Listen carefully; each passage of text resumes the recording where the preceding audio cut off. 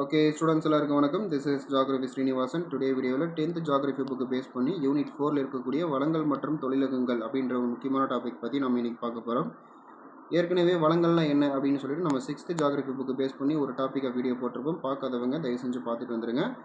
So இந்த வீடியோவில் பார்த்தீங்கன்னா வளங்கள்லாம் என்ன மற்றும் அதனுடைய தொழிலகங்கள் என்னென்ன, so resources and their industries பற்றி நம்ம பார்க்க போகிறோம். அதாவது வளங்களுடைய வகைகள் அது எங்கெல்லாம் காணப்படுகிறது, அதை பயன்படுத்தி அந்த வளங்களை திறம்பட பயன்படுத்தி இந்தியாவில் உள்ள தொழிற்சாலைகள்லாம் எந்த மாதிரி இருக்குது, எங்கெங்கெல்லாம் இருக்குது. ஸோ ஒரு சில வளங்களில் இந்தியாவுடைய தொழிற்சாலைகள் முதன்மை இடத்திலும், சில தொழிற்சாலைகள் பார்த்திங்கன்னா உலகளவில் மற்ற இடத்திலும் ரேங்க் வாங்கியிருக்கும். ஸோ அதை பற்றி சில இன்ஃபர்மேஷன் பார்ப்போம். சரி, வாங்க வீடியோ பார்க்கலாம். இன்றைக்கி பார்த்திங்கன்னா வளங்கள் அப்படின்றதுக்கான ஒரு சின்ன இன்ட்ரோன்னு கொடுத்துடலாம். சரிங்களா? வளங்கள் இதுக்கான ஒரு அறிமுகம் என்னென்னா, இயற்கையிலிருந்து பெறப்பட்டு உயிரினங்களால் பயன்படுத்தப்படும் அனைத்து வளங்களும் இயற்கை வளம் என்று அழைக்கப்படுகிறது. சரிங்களா? இயற்கையிலிருந்து பெறப்பட்டு உயிரினங்களால் பயன்படுத்தப்படும் அனைத்து வளங்களும் இயற்கை வளங்கள் என்று அழைக்கப்படுகிறது. ஸோ இந்த இயற்கை வளங்களுக்கு சில எடுத்துக்காட்டுகள் காற்று, நீர், மண், தாதுக்கள், புதைப்படிம எரிபொருட்கள், தாவரங்கள், வனவிலங்குகள், இது எல்லாமே நம்ம சொல்லலாம். ஸோ அது மட்டும் இல்லாமல் பல இயற்கை வளங்கள் நம்ம என்ன யூஸ் பண்ணிகிட்ருக்கோம், மூலப்பொருட்களாக நம்ம யூஸ் பண்ணிகிட்ருக்கோம். மூலப்பொருட்கள் அப்படின்றது ரா மெட்டீரியல் அப்படின்னு சொல்லுவோம். Raw material. சரிங்களா? ரா மெட்டீரியல் அப்படின்றது பார்த்திங்கன்னா, உதாரணத்துக்கு ஒரு பொருளை நம்ம யூட்டிலைஸ் பண்ணிகிட்ருக்கோம், பயன்படுத்திகிட்டு இருக்கோம். அது நம்ம பயன்பாட்டுக்கு வருவதற்கு முன்பாக ஃபேக்ட்ரியில் அது என்னவாக இருந்திருக்கும், ஒரு மூலப்பொருட்களாக இருந்திருக்கும், ரா மெட்டீரியலாக இருந்திருக்கும். ஃபார் எக்ஸாம்பிள், இப்போ நம்ம ரைஸ் சாப்பிட்றோம், ரைஸுடைய மூலப்பொருட்கள் நெல்லுன்னு சொல்கிறோம். இப்போ ஷர்ட்டு கிளாத்லாம் போட்டுட்ருக்கோம், அதனுடைய மூலப்பொருட்கள் பருத்தின்னு சொல்கிறோம். ஸோ இந்த மாதிரி தான். ஓகேங்களா? ஓகே, இப்போ நம்ம தலைக்கு கோகனட் ஆயிலாம் யூஸ் பண்ணுறோம். அந்த கோகனட் ஆயிலுடைய மூலப்பொருட்கள் தேங்காய். அது எங்கேருந்து கிடைக்கும், விவசாயத்திலிருந்து, அதாவது இந்த பண்ணைகள், தோட்டங்கள்லேருந்து கிடைக்கும். சரிங்களா? ஸோ தான் மூலப்பொருட்கள் அப்படின்னு சொல்லுவோம். ஓகே, நெக்ஸ்ட் பார்த்திங்கன்னா, அது மூலமாக இந்த மூலப்பொருட்கள் அப்படின்னு சொல்லக்கூடிய இந்த இயற்கை வளங்கள் பொறுத்த வரைக்கும் இது எந்த ஒரு கண்ட்ரினுடைய எல்லா கண்ட்ரிக்கும் பார்த்திங்கன்னா முக்கியமான ஒரு எக்கனாமிக் க்ரோத்துக்கு இம்பார்ட்டண்ட்டான ஒரு ரோல் கொடுக்குது அப்படின்னு சொல்லலாம். ஸோ பிரதேசத்தின் பொருளாதார வளர்ச்சியில் மிகப்பெரிய ஒரு முக்கிய பங்கு அளிக்கிறது யார், இந்த மூலப்பொருட்கள். சரிங்களா? ஸோ அது மட்டும் இல்லாமல் வளங்களை பொறுத்த வரைக்கும் நம்ம எத்தனை வகையாக பிரிக்கலாம், 2 வகையாக பிரிக்கலாம். சரிங்களா? இது முக்கியமான ஒன்று, நோட் பண்ணிக்கோங்க. வளங்களை பொறுத்த வரைக்கும் நம்ம 2 வகையாக பிரிக்கலாம். ஒன்று பார்த்திங்கன்னா புதுப்பிக்கக்கூடிய வளங்கள், ரெண்டாவது பார்த்திங்கன்னா புதுப்பிக்க இல்லாத வளங்கள்.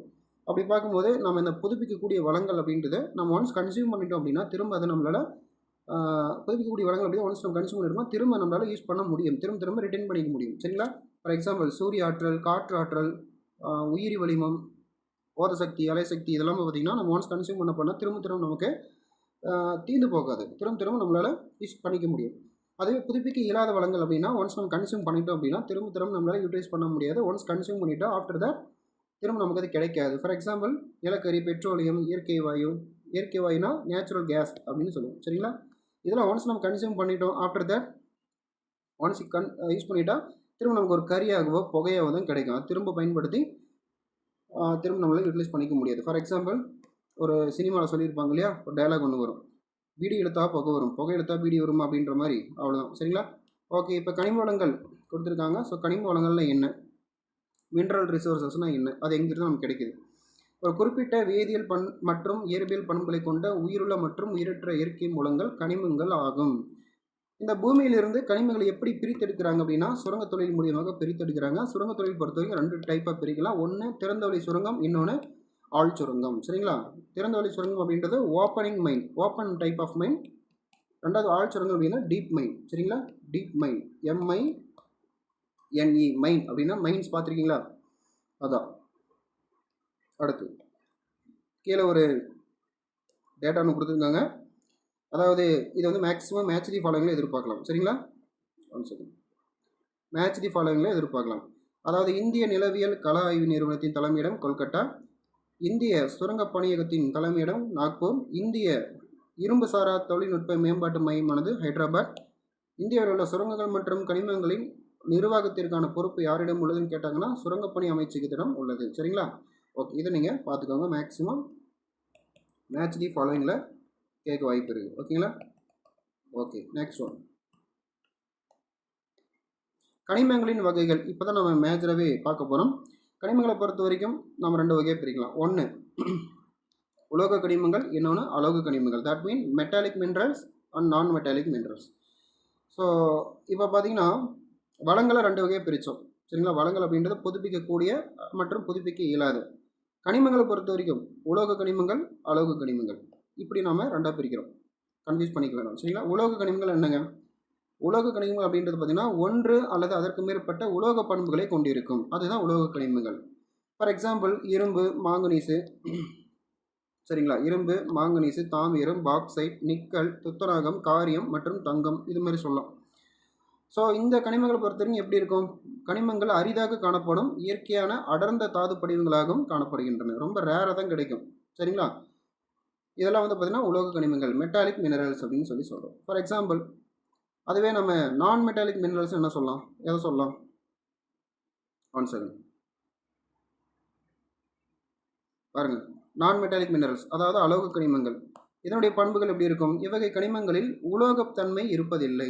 சரிங்களா, ஃபார் எக்ஸாம்பிள் மைக்கா, சுண்ணாம்பு, ஜிப்சம், நைட்ரேட், பொட்டாஷ், டோலமைட், நிலக்கரி, பெட்ரோலியம், டாட்சால், இதெல்லாமே பார்த்திங்கன்னா எதுக்குள்ளே வரும்? அலோக கனிமங்கள் அப்படின்ற கேட்டகரிக்குள்ளே வந்துடும். ஓகேங்களா, இப்போ ரெண்டுக்கும் உள்ள வித்தியாசம் தெரிஞ்சிருச்சா? அவ்வளோதாங்க. உலோக பண்புகள் இருக்குது அப்படின்னா உலோக கனிமங்கள், உலோக பண்புகள் சுத்தமாக இல்லை அப்படின்னா அலோக கனிமங்கள். அதுக்கான எக்ஸாம்பிள்ஸ் நான் கொடுத்துட்டேன். சரிங்களா, சரி, அதில் பாருங்கள் இரும்பு, மாங்கனீஸு, தாமிரம் இதெல்லாம் கொடுத்துருக்காங்களா? ஸோ இதனுடைய டீட்டெயில்ஸ் ஆஃப் பர்சனல் டீட்டெயில் பற்றி நம்ம பார்க்கலாம். சரிங்களா, இரும்புத்தாதுனா என்ன பார்த்தீங்கன்னா, இரும்புத்தாது அப்படின்றது புவியின் மேலோட்டில் அதிகம் பரவி காணப்படக்கூடிய ஒரு முக்கியமான தாது வகைகள் இதுவும் ஒன்று. ஸோ இது எப்படி நமக்கு கிடைச்சதுன்னு பார்த்தீங்கன்னா தீப்பாறைகள் மற்றும் உருமாறிய பாறைகள் கலவையாக இது காணப்படுகிறது. சரிங்களா, அது மட்டும் இல்லாமல் இரும்புத்தாது வளங்களில் பார்த்திங்கன்னா 2 டைப் ரொம்ப ரொம்ப முக்கியம். இந்தியாவில் அதிகம் காணப்படக்கூடிய இரும்புத்தாது எதுன்னு கேட்டாங்கன்னா ஹேமடைட், அடுத்தது மேக்னடைட். ஹேமடைட் பொறுத்த வரைக்கும் இந்தியாவில் 9602 மில்லியன் டன் அளவுக்கு நம்மக்கிட்ட இருக்குது. அடுத்து பார்த்திங்கன்னா மேக்னைட் பொறுத்த வரைக்கும் 3408 மில்லியன் டன்கள் வரைக்கும் மேக்னடைட் நம்மக்கிட்ட இருக்குது. சரிங்களா, அப்போ இந்தியாவில் காணப்படக்கூடிய மிக முக்கியமான இரும்பு தாதுக்களில் 2 வகை தேர்ந்தெடுக்கு அப்படின்னா ஹேமடைட், இன்னொன்று மேக்னடைட். ஓகேங்களா, ஓகே, நெக்ஸ்ட் ஒன். அடுத்து பார்த்திங்கன்னா பாறை மற்றும் கனிமங்களிலிருந்து இரும்பு தாதுக்கள் பெறப்படுகின்றன. சரிங்களா, இரும்பு தாதுக்களில் இரும்பு ஆக்சைடுகள் அதிகம் உள்ளது. அதனால் இது பார்த்திங்கன்னா இதோட கலர் அப்பப்போ வேரி ஆகும். அதாவது அடர் சாம்பல், வெளிர் மஞ்சள், அடர் ஊதா நிறங்களில் இருந்து பழுப்பு கலந்து ஆரஞ்சு வரை இது பல வண்ணங்களில் வேறுபட்டு காணப்படுகிறதுன்னு சொல்லலாம். ஸோ ஒரு இரும்பு அப்படின்றது அதனுடைய கலர் அப்பியரன்ஸ் அப்படின்றது எதை பொறுத்து மாறுபடும்? அந்த இரும்பில் இருக்கக்கூடிய இரும்பு ஆக்சைடு பொறுத்து அப்பியரன்ஸ் மாறுபடும்.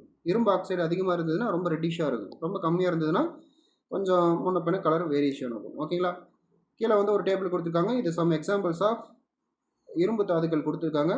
Magnetite, hematite, goethite, limonite, siderite. சரிங்களா, ஃபஸ்ட்டு 2 இருக்கு இல்லையா, இதுதான் இந்தியாவில் அதிகம் காணப்படக்கூடிய இரும்பு தாதுக்கள்.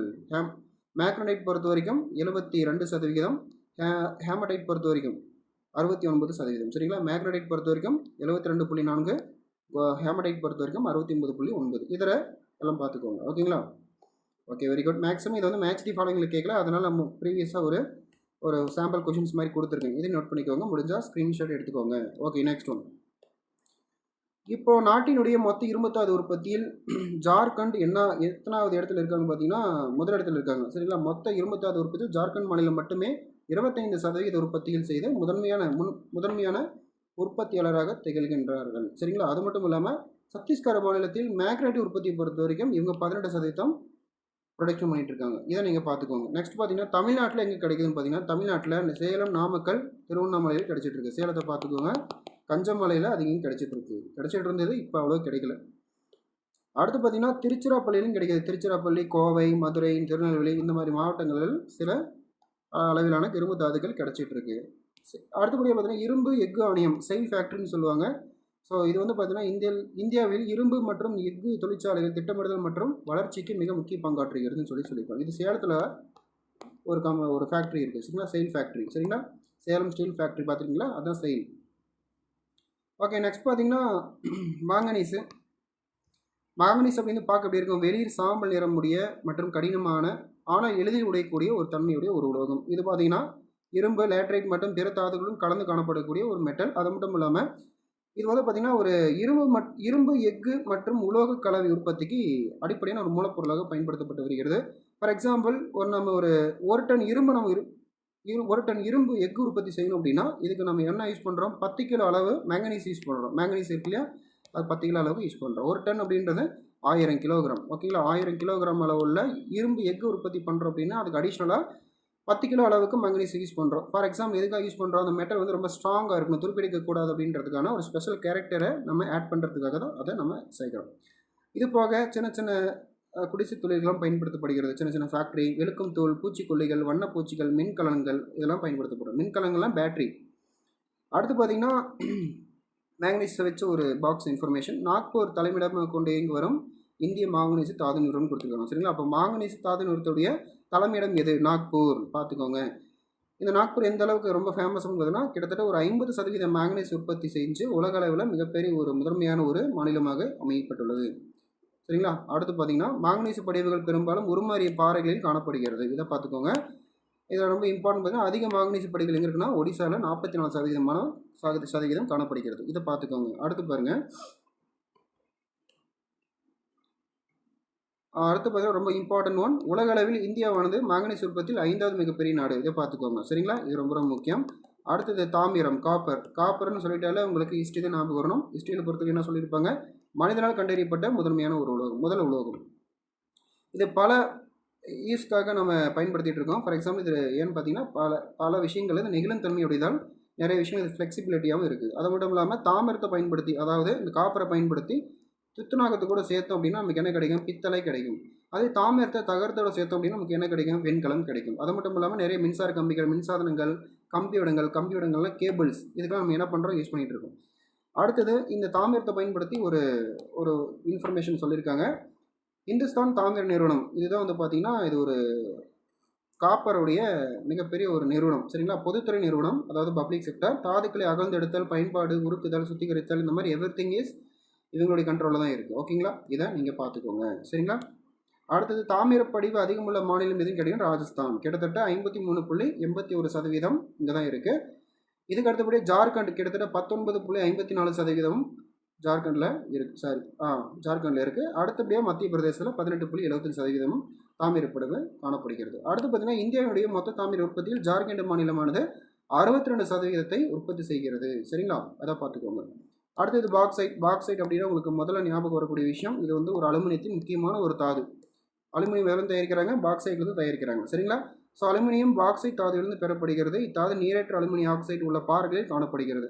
சரளைமண் காணப்படும் பகுதிகளில் புவியின் மேற்பரப்பில் படிவுகளாக பாக்சைட் தாது பரவி காணப்படுகிறது. ஸோ அதனால் அலுமினியமானது விமான கட்டுமானங்களில் அதிகம் பயன்படுத்தப்படுகிறது. தானியங்கி இயந்திரங்களிலும் பயன்படுத்தப்படுகிறது. காரு, லாரி, பஸ்ஸில் இருக்கிற அதில் பயன்படுத்தப்படுது. அது மட்டும் இல்லாமல் சிமெண்ட் மற்றும் ரசாயன தொழிற்சாலைகளிலும் பயன்படுத்தப்படுகிறது. கிட்டத்தட்ட 50.2% பாக்சைட் ஆனது ஒடிசா மாநிலத்திலும் 15.8% பாக்சைட் ஆனது குஜராத்திலும் காணப்படுகிறது. அதை பார்த்துக்கோங்க. அடுத்து பார்த்தீங்கன்னா ஒடிசா மாநிலமானது 1370.5 மில்லியன் டன் பாக்சைட் உற்பத்தியுடன் இந்தியாவில் முதன்மையாக திகழ்கிறது. அடுத்த ஒரு பாக்சைட்டை வச்சு ஒரு பாக்ஸ் இன்ஃபர்மேஷன் நால்கோன்னு கொடுத்துருக்காங்க. ஸோ நால்கோ அப்படின்றது பார்த்தீங்கன்னா எப்போ இது வந்து தொடங்கப்பட்டது? இந்த அலுமினிய நிறுவனம் அப்படின்றது 1981 தொடங்கப்பட்டது. இதனுடைய மையங்கள் பொறுத்த வரைக்கும் ஒடிசா மாநிலத்தில் அஞ்சுல் மற்றும் டாமன் சோடி இது போன்ற மையங்களில் காணப்படுகிறது. 1981 தான் இது வந்து பொதுத்துறை நிறுவனமாக மாற்றப்பட்டுள்ளது. சரிங்களா? இதை பார்த்துக்கோங்க. ஸோ இதில் பார்த்தீங்கன்னா பாக்சைட் பற்றின ஒரு பாக்ஸ் இன்ஃபர்மேஷன் ஆல்சோ கொடுத்துருக்காங்க. பாக்ஸர் அப்படின்ற வார்த்தை இங்கேருந்து வந்திருக்கு. பாக்ஸர் அப்படின்ற வார்த்தை பார்த்தீங்கன்னா ஃப்ரெஞ்சு வார்த்தையான லீ பாக்ஸ் அப்படின்ற வார்த்தையிலேருந்து நமக்கு கிடைச்சது தான் இந்த பாக்சைட் அப்படின்ற வார்த்தை. ஸோ பாக்சைட் அப்படின்றது என்னென்னு கேட்டிங்கன்னா அலுமினியத்தின் ஒரு வகையான ஆக்சைடு. Thoughts all. ஓகேங்களா? ஓகே. அடுத்து பார்த்தீங்கன்னா நம்ம அடுத்த வீடியோவில் அலோக கனிமங்கள்னா என்ன, அதனுடைய பயன்பாடுகள் அதை பற்றி நம்ம ஃபுல்லாக பார்த்துடலாம். So thank you.